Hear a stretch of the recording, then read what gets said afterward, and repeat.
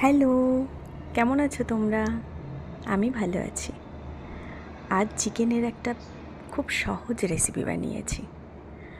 আসলে রান্নাঘরে এই গরমে একদম বেশিক্ষণ থাকতে ভালো লাগছে না, তাই মাথায় এলো এই রান্নাটার কথা। এটা মূলত ঠাকুরবাড়ির রান্না। চিকেনের পিসগুলোকে পেঁয়াজ কুচি, টক দই, রসুন, কাঁচা লঙ্কা বাটা এবং পরিমাণ মতো নুন আর ঘি দিয়ে 1 ঘন্টা ম্যারিনেট করে রাখতে হবে। ঘিটা কিন্তু খুব ভালো মানের হতে হবে, যাতে রান্নায় গন্ধটা খুব ভালো আসে। তারপর কড়াইতে আরেকটু ঘি গরম করে চিকেনটা ঢেলে ঢাকা চাপা দিয়ে রান্না করতে হবে। হয়ে গেলে আরেকটু ঘি ছড়িয়ে সাদা ভাতের সাথে পরিবেশন করতে হবে। তোমরা বানিয়ে দেখো, খুব সুন্দর লাগবে।